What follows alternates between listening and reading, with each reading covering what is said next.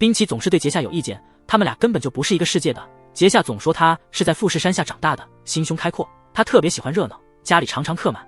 而喜静的冰崎只能等客人散了，不高兴地打扫残局，他们经常因此吵架。谈到离婚，冰崎还打印了离婚协议书，终于写好了内容，杰夏却把字写错了，不得不重新打印。杰夏在第3章上故意又写错了些东西，第3次打印的时候，打印机又出问题了，离婚的事就这样搁置了。冰崎和杰夏的生活习惯也截然不同，他每天都会定时起床，把洗手池擦得干干净净，认真地准备早餐，还得喂猫。杰夏一起床就把一切弄得乱七八糟，水龙头总是漏水，刷牙时还能在沙发上睡着。冰崎早早就去上班，杰夏去丈夫的洗衣店工作。同事们开玩笑说，杰夏这种性格古时候早就被休了，杰夏却不当一回事。冰崎不喜欢运动，但为了讨好客户，只能跟他们打棒球，看着手机走路，不小心摔了个跟头，站起来时腰扭了，好不容易挪到附近的按摩店，那家今天刚好不营业，发现楼上也有家，艰难地爬了上去。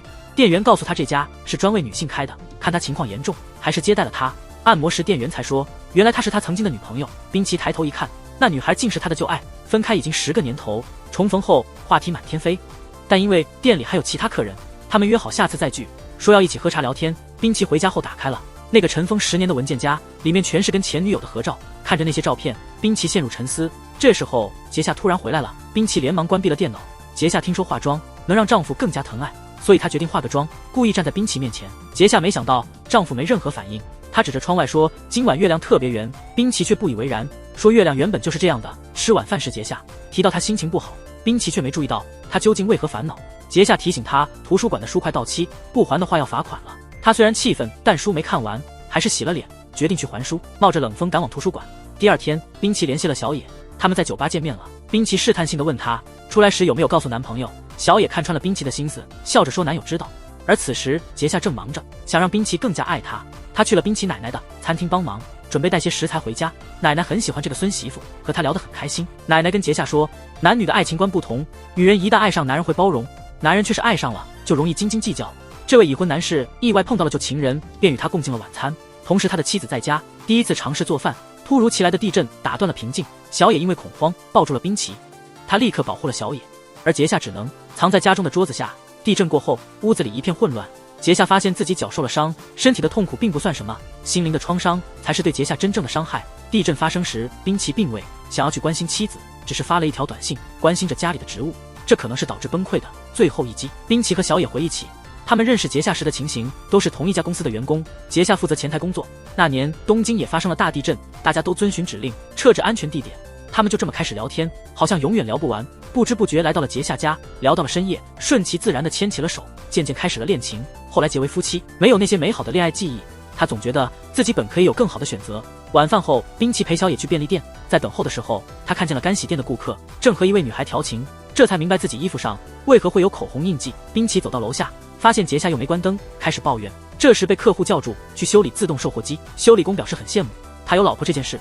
他说2个人吃饭是幸福的，1个人吃饭就像吃饲料，觉得孤独死去会很凄凉。但冰崎的想法不同，他甚至认为孤独死去也不错。冰崎深夜才回到家，他没有发现家里竟然被打扫得异常干净，电视和灯还亮着，杰夏还没睡。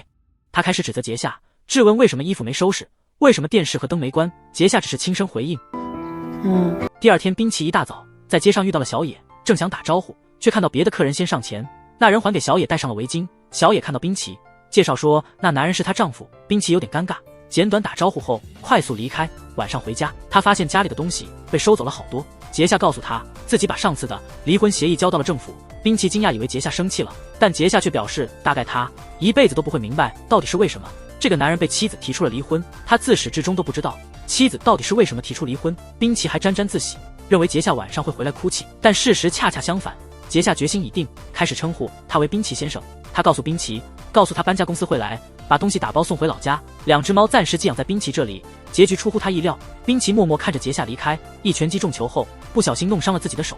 为了不让家人担心，冰崎决定不告诉任何人他们离婚的消息。贴出招聘广告后，他谎称杰夏是因为公公病重，所以才回了老家。没想到在路上竟然遇见了小野的老公小扎。冰崎主动打招呼，但小扎完全不记得他了，因为自行车坏了正烦恼。冰崎帮了他一个忙，并把他带到了奶奶的餐厅，后来也把小野叫了过去。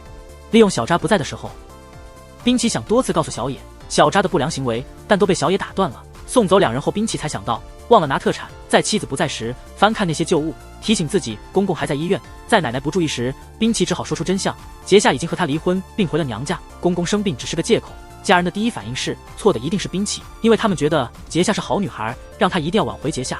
冰淇刚刚经历了离婚，家人却要他去迎回妻子，还要他回家给奶奶过生日。原本还在硬撑的他，下一刻就出现在了杰夏的老家门口。岳父是个粗犷的男人，见到女婿热情地欢迎他。杰夏老家一大家子人很快也涌入到屋子里，这让人不难看出杰夏为何喜欢热闹，因为他从小生长在这样的环境中。询问杰夏的去向，家人毫不掩饰地说，杰夏和前男友在学校，还大方地聊了起来。他们回忆过去的时光，冰淇的脸上露出了尴尬。他决定去找杰夏，他还没告诉家里离婚的消息。父亲得了尿结石，心情低落，不想让父亲担心，所以没说，打算等父亲病好再告诉。他们3个一起坐下吃午饭。杰夏的前男友听说了离婚，他好奇地问起原因，聊天变成了大家互相吐槽。田村希望他们能和好，提到冰淇来接杰夏，结果冰淇却表示是因为奶奶过生日才来接他的。当晚为了欢迎冰淇的到来，全家人开始了聚会，热情地与冰淇交流，但这让冰淇感到很难受。搞笑的是，一家人一直把冰淇的名字记成奇冰，尽管家里热闹，杰夏却静静地倒了杯酒，他的心情似乎很复杂。妈妈感觉到了不对劲，告诉杰夏家里没有他的房间，家里有新生儿，所以房间不够。当晚他和冰淇睡在了一个房间，他没想改变冰淇，也觉得他不可能改变，婚姻关系到双方家庭。他对奶奶感到抱歉，决心参加奶奶的生日。他们商量好了，等父亲石头排出再告诉他。生日时，杰夏会找机会告诉奶奶。杰夏庆祝了奶奶的生日，回家后感觉像是客人，他变得更加拘谨了。杰夏接到一个电话，原来他已经给自己安排好了联谊。前夫面前谈论异性，冰淇气得不行。杰夏去参加了联谊活动，冰淇独自去了超市，不小心跟小野提起联谊。杰夏去联谊的消息告诉了小野。冰淇刚离开超市，他再次遇见小扎，小扎正和2个女生亲昵。冰淇满腔正义感，忍不住去了小野家。日本人的墨迹让他绕了大圈子，冰淇绕来绕去，聊起了往昔的种种，还说如果当初娶了她，可能一切都不一样了。最后向小野坦白自己离婚了，但小野没有任何反应。话题再次转到小野和小扎身上，小野讲述了与小扎的相识，他是通过同事认识小扎的，那时小扎还是别人的男朋友，他们在一次聚会上认识。小扎介绍餐厅给小野，小扎还画了张地图给他。从那时起，他就喜欢上了小扎。后来在街上偶然遇到了小扎，小扎邀他看电影，他当时拒绝了，事后却非常后悔。小扎后来主动联系了他，他们就这样走到了一起。小野深深爱上了他，小扎从不拒绝小野，提出结婚后，他们就注册了。冰淇把他拉回现实，男人总是会重复错误。这男人知道前女友被欺骗，特意来揭露真相。冰淇情绪激动地告诉小野，她的丈夫正在背叛她，希望小野能回到过去的自己，回到和他在一起的时光。冰淇以为的美好，只是他一厢情愿。小野说他不可能跟小扎分手。杰夏到了联谊会现场，发现朋友不再准备离开，大家让他留了下来，但他不喜欢现场的菜，一直没能融入，他打算离开。这时一个英俊男士出现，杰夏整理了下发型，决定再作画。联谊结束，杰夏在楼下看到了冰淇愁眉苦脸，他们心情截然不同，一个天南地北，又开始争吵，因为得暂时住在一起，于是制定了共同规则：第一，别把不爽表现出来。冰淇加了第2条，不依赖对方，不撒娇；第3，禁止进入对方房间。杰夏提出第4条，上完厕所要放下马桶圈；第5，不将对方看作异性；第6，保持爱情自由。第2天，冰淇和常去的牙科医院的护士尝试了约会，为了用 QQ 空间，护士教他买了智能手机。他搜了小野，什么都没找到，又搜了杰夏，发现杰夏此刻正在和别人打高尔夫。冰淇为了不输给他，打起了乒乓，还发了个动态，表示冬天宜做室内运动。杰夏迅速反击，发动态说冬天应该吃火锅喝清酒。冰淇回击，发了吃奶酪火锅的动态。杰夏不服输，发了和大螃蟹合照的动态。于是好好的约会却变成了前任之间的斗法。他们的约会对象都感到失望，最终2人都被对方甩了。回家时却装作一切顺利。第2天在洗衣店，杰夏想告诉奶奶秘密，这时小野走了进来。小野和奶奶相识，小野是通过冰淇认识奶奶的，奶奶却不知道他们曾有过情感。聊了一会儿，奶奶决定拿些食物给他们。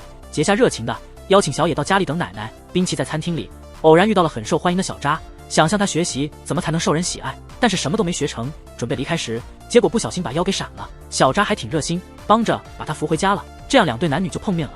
杰夏安排好他们后，问冰淇要不要把她丈夫出轨的事告诉小野。冰淇坚决让他别提。杰夏突然意识到，原来小野是冰淇的前女友。杰夏出去招待了他们2个，小野进去给冰淇的腰做了按摩，顺便跟冰淇说，关于她丈夫的事情就不要追究了，她现在过得很幸福。4个人一直待在屋子里，直到太阳快要落山。还没见到奶奶回来，杰夏和冰淇又开始争吵。杰夏和2位客人聊起有没有跟伴侣大吵过。小扎突然记起小野曾经醉酒时说过，他希望前男友去死的话。小野急忙制止小扎，然后准备告辞。冰淇却很好奇，想知道自己到底做了什么，导致小野那么憎恨他。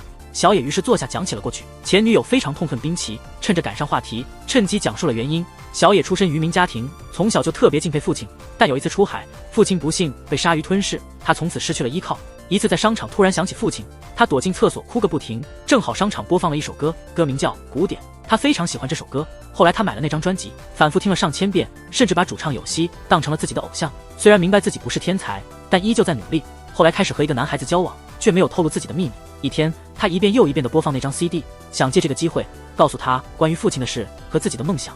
可是男友听了有希的歌之后，只是随意批评小野借故，去了便利店，也就此放弃了梦想。当他回来时，男友正看大白鲨，他笑着又开始批评，开玩笑说绝不能被鲨鱼吃掉。第二天，小野就搬出了公寓。他并不认为男友有错，毕竟每个人的立场都不同，大家都是生活在不同道路上的局外人。这也许解释了他为何能接受小扎的背叛。话毕，这对夫妻离开了滨崎家。那女人刚离婚，很快就找到了约会对象，他们约好一起去看电影。她精心打扮了一番，结果迟到了1分钟。男人认为1分钟可能错过了电影的关键部分，决定不去看了，约会就此泡汤。但是另一个之前聚会认识的年轻人邀请他出去约会。另一方面，滨崎仔细地听了小野喜欢的那首歌，满怀决心地来到小野家门前。他是来向小野道歉的，可小野根本不想理睬，直接把门锁上了。滨崎感到挫败，只好离开。没想到接下来发生了戏剧性的一幕，一个女孩子扔了一块石头，把小野家的窗户砸坏，然后就跑了。滨崎担心被误会，跟着那个女孩跑了起来。他一路追到了酒吧，这位女士也认出了滨崎，知道他想挽回小野。他还透露了一条震撼消息，就是小扎其实并没有递交和小野的结婚登记，所以他们实际上并未结婚。滨崎心情复杂的站在了那座桥上，小野过来将那块石头交到了他手里，说他也说话过了头。滨崎的心情依然复杂，他没有多做解释，突然不知道该说什么好，感觉自己什么都没做好。这位女孩刚离了婚，却和一个不太可能看上的小伙子约会了。这个小伙子没有什么抱负，他说是在富士山下长大的，心胸宽广。没想到这话让杰夏产生了共鸣，而且两人还是同乡情深，一起进入梦乡。第二天，他醒来时在小家伙的家，但幸好什么事也没发生。滨崎终于在家醒来，发现自己掉了不少头发，仔细一看，竟然出现了斑秃。杰夏恰好回家，拿着硬币比了比，斑秃的大小正好和500日元硬币相当。他想知道为何会有斑秃，原因是他了解到前女友实际上被男友欺骗了，他感到不知所措。那晚滨崎去了餐厅，在这儿又碰见了小扎，他试图套出小扎的话，却没想到小扎对背叛之事根本不在乎，反而想带小野去温泉，向滨崎打听好去处。滨崎又问他为何没递交结婚登记，小扎仍旧不以为意。然后他掏出了去年双11的申请书，原本计划那天一起去登记结婚，谁知小野突然发烧了，滨崎只好孤单一人前往。途中又发生了些意外，便打算改日再行动。回家见到女友笑容满面，他不忍心告诉她实情，便隐瞒了。正巧这时小野来访，滨崎赶忙藏起申请书，整晚饭桌上他都小心翼翼，始终保持着那个姿势。他试图找小扎一起去洗手间，想把申请书偷偷还给他，但小扎显然不愿意。滨崎从洗手间出来，发现小扎和小野已经离开，申请书就这样留在他手里。另一边，2号女友在白天的时候看见一个女孩给小扎打电话，这才意识到竞争对手不止一个。他记下了那个备注名，加了好友，决定晚上采取行动，利用 QQ 空间找到了3号的服装店。他故意走进店里买了衣服，向那女孩提起附近有一家很不错的香氛按摩店，还给了3号1张折扣券，意图让对手相互牵制。晚上奶奶邀请杰夏和滨崎到家中来，滨崎想借此机会让杰夏向奶奶透露离婚的事，但无论滨崎怎么示意，杰夏都没向奶奶提及。最后奶奶睡了过去，滨崎只得让杰夏先回家。等奶奶醒来的时候，他把朋友孙子的结婚礼物转送给了孙子，礼物上还有一张婚礼照片，这让滨崎想起自己还欠杰夏一个婚礼。当初他觉得婚礼太奢侈，所以没有为他举办。他正要说起离婚的事，奶奶却说有杰夏在真好，我已经没有力气再背他了。滨崎唇间亲昵。第二天一早，杰夏买了盆芦荟给滨崎，让他捣成泥敷在头上治脱发。滨崎想要回报他，杰夏说只要说声谢谢就好。滨崎出门刚好碰上小扎，本想把离婚申请书交给他，却意外发现忘记带了。小扎似乎不太在意，让滨崎帮忙直接丢掉。身为刚离婚的滨崎也不好多说什么。滨崎为了感激杰夏的芦荟，决定亲手做点东西，做了杰夏喜欢的肉包。可杰夏却买来东西随意收拾了下，接着急急忙忙地出了门。按摩店的老板娘终于等到了一个特别的顾客，和她男友有关的第3个女人。为了折扣券，她还真来做按摩了。按摩时跟小野聊起了男友，她总感觉男友很神秘，怀疑他不忠诚。她反问小野的感情生活，小野说自己已经结婚了。这时小扎突然回到店里，最初听到声音时，他觉得声音有些耳熟，随后直接看到了他的脸。第3个女人立刻泪流满面。服务结束后，小野送走了她，小野并没有生气，还告诉第3个女人他能找到更好的，然后就跟小扎一起若无其事的吃晚饭。看到温泉广告时，他决定不跟小扎一起去泡温泉了。他决定把海报撕下并丢进了垃圾桶。杰夏准备了晚餐，特地打包带给冰淇，但冰淇只顾自己吃着肉包，不想吃杰夏带回的饭菜。冰淇责怪杰夏在外头给别人做饭，只给自己带回剩菜。其实这一切都是杰夏特地给他准备的，冰淇却淡化说只是偶尔做的饭而已，没什么大不了的，不觉得有必要感谢。杰夏其实只是希望丈夫感到快乐，一句谢谢就相当于在餐厅吃饭，最后付了钱一样。她只想成为丈夫心中的家人，成为他最先想起的人。一激动之下，她扔掉了自己做的饭。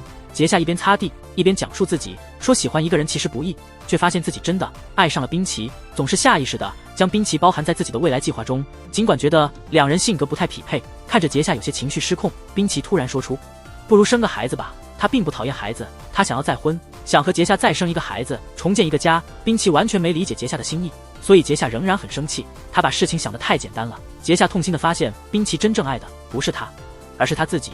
杰夏随即冲出家门，巧合的是在楼下竟偶遇了小野，他们就一起去了面馆，一起吃起了面。两人心情都不佳，还打算一会儿去唱 K。杰夏不慎掉了外套，小野帮他捡起来，却在里头发现了一张纸，打开一看，竟是小野的结婚申请书。第二天又出了点意外，冰淇发现申请书不见了，急召小扎一起出门寻找，在某个 KTV 楼下看到了杰夏和同伴正遭遇搭讪，冰淇一声大喊追了出去，没想到地面有冰，他摔了个四脚朝天，大家赶紧叫了救护车，结果是冰淇摔断了3根肋骨，连下巴也受伤了。可以看出冰淇即便离婚了，婚戒却始终戴着。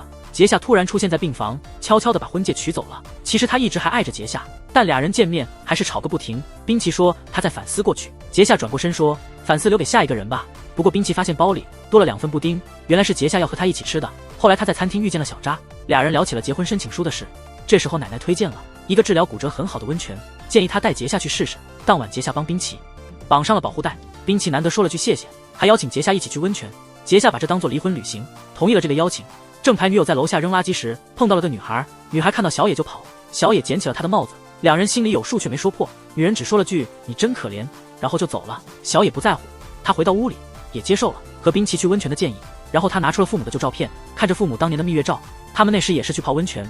第二天2对情侣开车高高兴兴的出发了。泡温泉的时候，杰夏问起了结婚申请书的事，小野说他不怎么介意，他认为自己还是很幸运。泡完澡后，杰夏把这话告诉了小扎，小扎终于意识到自己过去的行为，向小野深表歉意，提出想重新递交结婚申请。小野躲进被窝里，含泪答应了。晚餐时，小扎向冰淇夫妇提出想请他们做婚礼的见证人，二人欣然接受。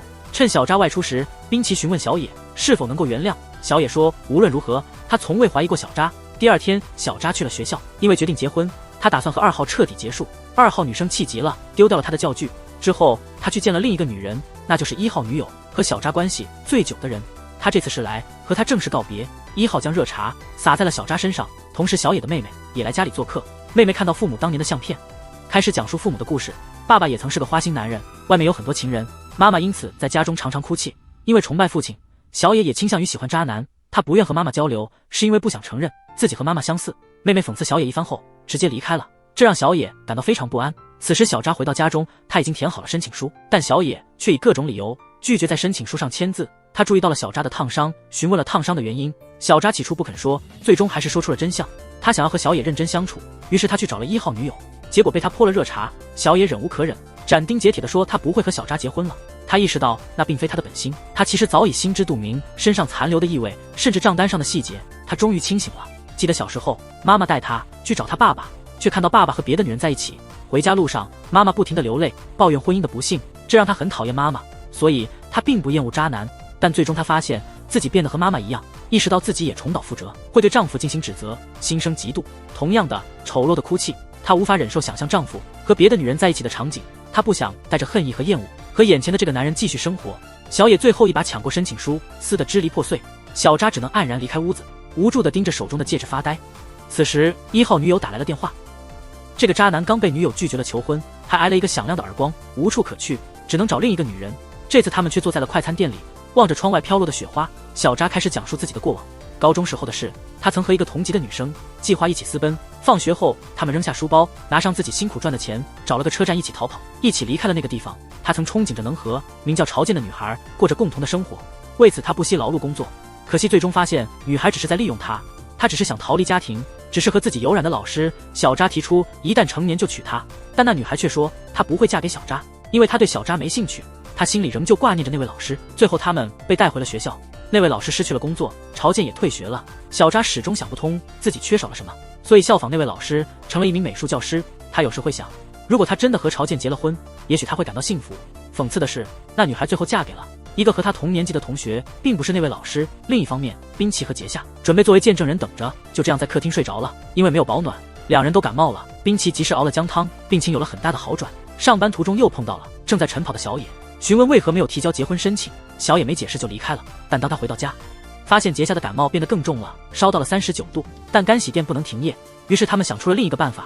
阿纯不是喜欢杰夏吗？他们请阿纯帮忙。最体贴的是，阿纯还特地买了杰夏想吃的蛋糕。滨崎并非不想让杰夏吃蛋糕，他认为要吃就得吃有营养的东西，所以晚上特意买了很多菜回家。没想到送东西过来的阿纯进了房间却没打算离开，滨崎试图巧妙地送走他，结果杰夏起床了，邀请了阿纯进屋。滨崎只能装作很热情，把阿纯请进了房间。看着小伙子和杰夏谈得那么投机，滨崎心里十分不是滋味。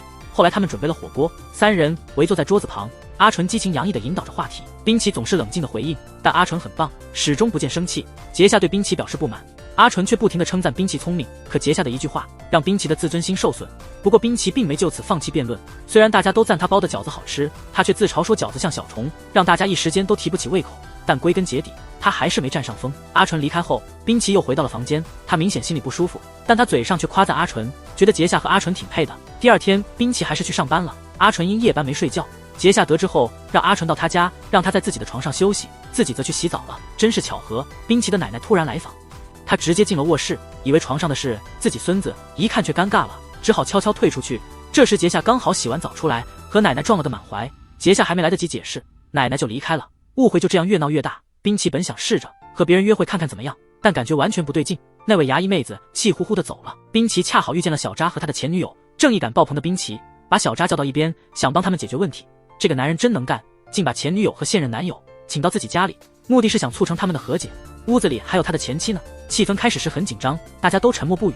在滨崎的推动下，两人最终还是坐下来谈了。小扎开始认真道歉，但小野并不买账。小扎解释他已经和别人彻底断了联系，在离家出走的日子里，他并未碰过其他女性。杰夏看问题更透彻，他要求小扎解释为何一开始不提交结婚申请。小扎支支吾吾，不知如何回答。滨崎却替他开枪，可能是因为害怕婚姻像坟墓，所以对结婚产生恐惧。这番话反而弄巧成拙，小野因此再次提出分手。小扎见挽回无望，拿出剪刀做出誓言，如果再有类似事，就让小野剪掉他的宝贝。小野说那就现在剪。小扎也认真起来，脱裤子让小野动手。幸亏杰夏反应迅速，及时夺走了剪刀。小野说他并不难过，因为已经输了，不愿意说真话，那样会显得很傻。两个男人都没听明白，但杰夏却明白了。小野不想变成满口怨言的妇人，因为男人太幼稚，女人只能成为怨妇。他把婚姻的苦处全说了一遍，随后大家都停止了争吵。看到这情形，滨崎大声说，这么下去大家都不会幸福的。第二天，杰夏把误会的事告诉了滨崎，他不想再隐瞒，想和滨崎一起澄清他们已离婚的事实，但滨崎显得很沉重。他们接着去了奶奶家，还没开口解释，奶奶就猜出他们已经结束了关系。奶奶也说她当年离婚也是面对家人的反对和不理解，他们以为奶奶能理解。第二天，奶奶让杰夏过来帮他把头发染黑，并且跟杰夏分享了很多往事。他提到罐头发明于1810年，但开罐器直到1858年才问世，有些重要的事物总是迟到的，因此他劝杰夏好好思考与滨崎之间的事。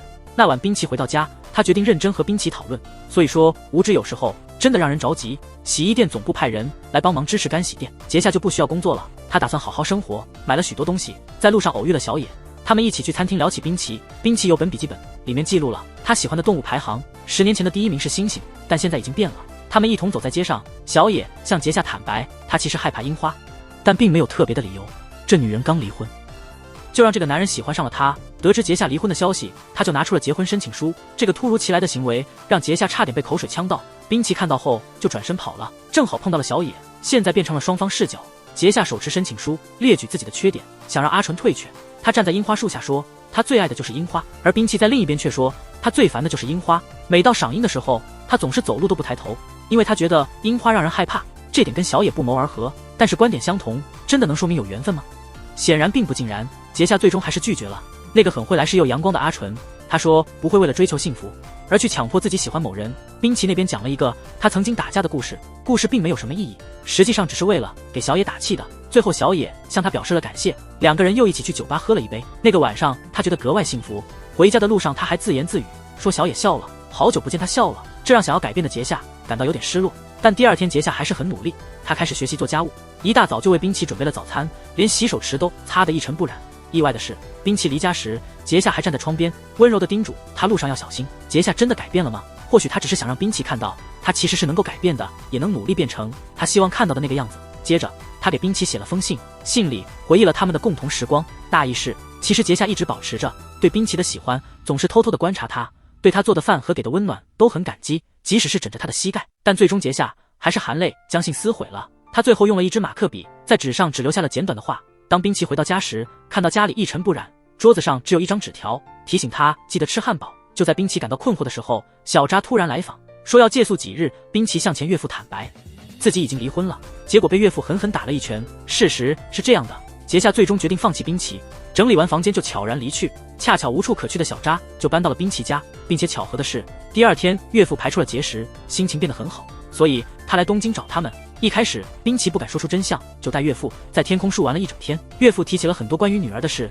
冰淇趁机说出了实情，结果还是挨了岳父一拳。岳父尝试联系杰夏，发现他并未回家，但具体去向也是个谜。第二天，冰淇在干洗店偶遇了小野洋二人决定一起吃饭。正巧那个喜欢冰淇的牙医妹妹在餐厅遇到了他们，她直接向小野表达了羡慕，因为她以为冰淇喜欢的是她。说完便带着丈夫离开了。这番话似乎让他们俩更近了一些。下午，冰淇发现奶奶神秘兮兮的出门，她偷偷跟着去，看到奶奶约了杰夏一起去看摔跤。杰夏在看台上向奶奶解释，他暂时住在朋友家。然后他们发现台上有一个熟悉的身影，接着他们找到了岳父。岳父追问离婚的缘由，冰淇全部责任揽在了自己身上，不停地向岳父道歉。岳父气愤地走了，还宣称不允许杰夏回家。两人留在餐厅里，话都聊不到一块去。我该回去了。杰夏临走之际，冰淇真心地说，希望杰夏能幸福。这句话让杰夏还是感到了一些温暖。冰淇和小野两个人没了伴侣的束缚，感觉生活空荡荡的。小野原计划回老家，但联系不上母亲，于是用票钱买了加湿器。路上偶然遇见发呆的冰淇，两人都觉得寂寞，决定一起去吃饭。餐后想回忆往事，干脆去到了当年同居租住的公寓楼。聊天时，冰淇还会不经意提到杰夏，有时甚至忘了自己单身了。下楼的时候，冰淇不慎滑倒摔坏了眼镜，只好将眼镜收起。小野称他不戴眼镜更帅。然后他们去吃了宵夜。刚开始餐厅里满是人，聊到后来人渐渐散去，但他们还有很多话没聊完，开玩笑的弄了对方的头发，又自觉地坐回了位置。小野有些失落，他担心自己未来会不会因为孤单随便找个人就这样将就过一生。这时冰淇握住了他的手，两人手紧紧相握。小野提议，我们试着在一起怎么样？而在另一边发生了更戏剧的事，杰夏和小扎竟然接吻了。这位女士竟然和她前夫的前女友的前男友发生了亲密接触。事情的经过是这样的，分手后的杰夏喝醉了，蹲在角落里大哭，恰巧路过的小扎听到哭声走过来看看，杰夏可能认错人了，就这样抱着小扎亲了上去。幸好没什么事发生。第二天，冰淇想要改变下自己，就去了理发店。他在理发店睡着了，店员给他弄了个夸张的发型。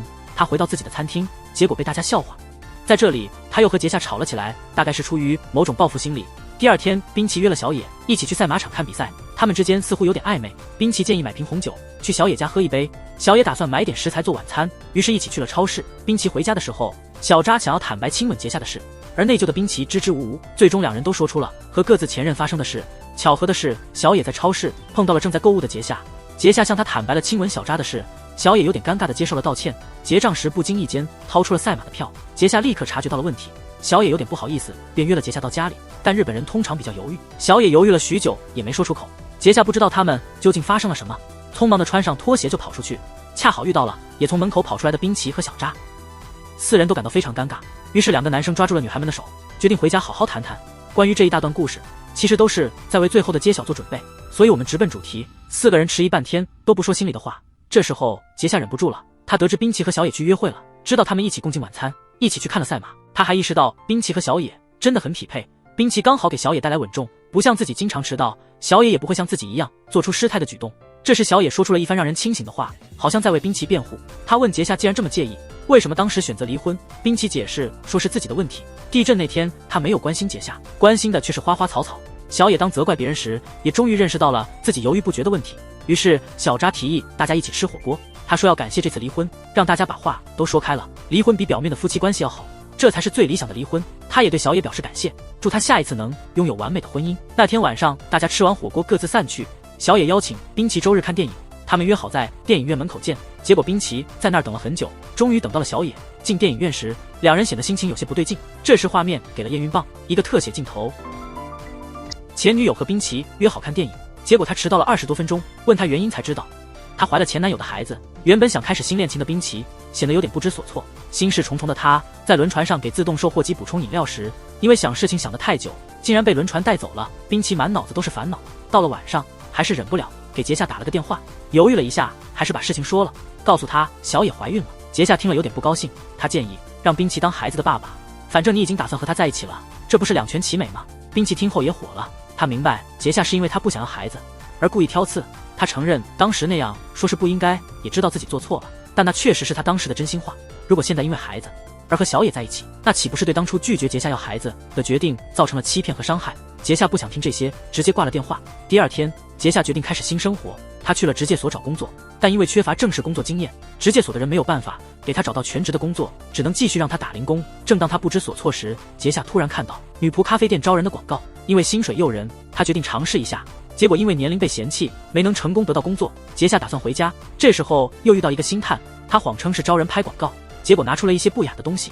杰夏当然不会拍那种东西，但对方开价10000日元，并承诺拍3不能得1000万。拿着名片，杰夏有点心动，但她的闺蜜却说如果是她绝对会答应，还羡慕杰夏没有孩子。另一边，冰淇出了门，打算把小野怀孕的事告诉小扎，结果小扎把她带到了 KTV， 和一群女孩子一起唱歌，玩得不亦乐乎。冰淇本来想谈正事，小扎却说小野被冰淇夺走，很想给她一顿拳头。看到小扎又回到这种生活，冰淇感到失望，也想打她一顿。结果两人在 KTV 里打了起来，渣男又去了前女友家，听说小野怀孕2个月，想看看孩子的 B 超照片，但小野说小扎是外人。小扎终于崩溃，跪着求小野信任。小野头脑清醒，觉得他还会犯同样的错，那晚没给出答复。但第二天，小野还是同意重新开始。小扎很高兴，告诉冰淇这个消息，邀请冰淇和杰夏晚上一起吃饭。小野最先到了餐厅和冰淇交流，他依然清醒，说自己对小扎没感情，但为了孩子选择跟他结婚，知道小扎将来可能还会出轨，但这是无奈的现实。自从杰夏消失，冰淇的生活失去了支点。他又打电话给杰夏，但对方正忙于演艺工作，没聊几句就挂了。然后他接到合作伙伴的电话，以为是去打棒球，但这次的活动不同，合作伙伴带他去参加了地下团体的应援。起初冰淇不以为然，台上的热情表演，他在台下无动于衷，但渐渐的被台上的少女们吸引了，很快自己也沉迷其中。演出结束后，冰淇变成了那个组合的铁杆粉丝，和每位成员都握了手，还买了很多专辑，身上穿着印有团照的 T 恤。但回到家他愣住了，因为他忘记关窗户，家里的2只小猫不见了。这2只猫对他来说太重要了，他像疯了一样冲出门，到处叫着猫的名字，口哨声里模仿猫叫，在每个角落搜寻，甚至跑到了餐厅，让姐姐和姐夫帮忙找。原本躲着的杰夏听说猫丢了，也加入了寻猫，一起和冰淇外出寻找。小扎正在向女友解释，之前没提交结婚申请，是因为朋友的狗丢了，忙着找狗错过了时间，说罢准备去办结婚登记。这时冰淇和杰夏叫他们一起来找猫，历史总是惊人的相似，4个人一起开始找猫，但很遗憾猫没找到，大家都回到了家。杰夏哭得很伤心，冰淇设法安慰他，给杰夏泡了可可，他才停止了哭泣。杰夏说他要去拍戏，冰淇一问才明白，杰夏真的接受了拍摄那种特殊电影的提议。为了让杰夏意识到事态严重，他跑到影碟店租了那个系列的前一部给杰夏看，杰夏却说那跟他无关，自己想做什么是自己的事。冰淇忽然想起了从前，他们一见面就自然而然的喜欢上了彼此，依赖了彼此。对冰淇来说，杰夏太重要了。他这么一说，杰夏也犹豫了，最终决定不去拍那个电影。这时冰淇脱下外套，露出了他的应援 T 恤，然后杰夏又看到了一堆应援的东西，俩人因此又开始没完没了的吵起来。冰淇的爸爸出现了，你就会懂为什么冰淇会这么挑剔。父子俩性格如出一辙，连穿的外套都是同款。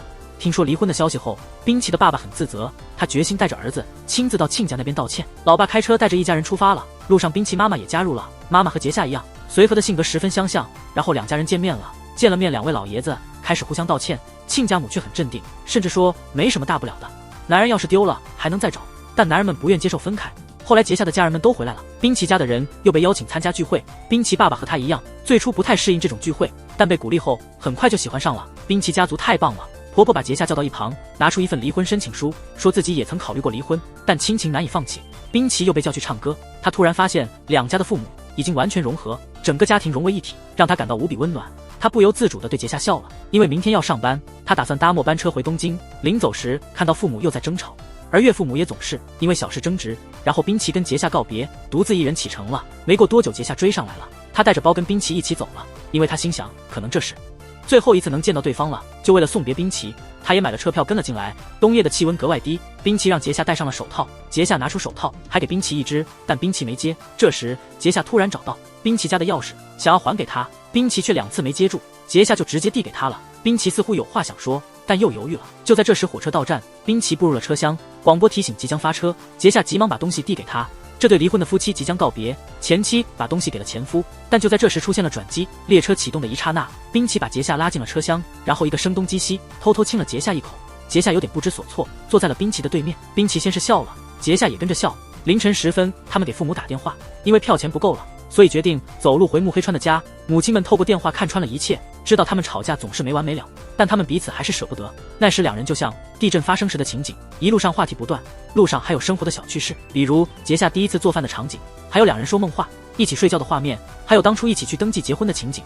意外的是，路上他们又遇到了曾一起买过章鱼烧的摊主，那一刻仿佛时间倒流，他们在杰夏家里聊起了滨崎喜欢的动物，突然又感到了余震，滨崎就提议牵手吧，想用这种方式减少尴尬。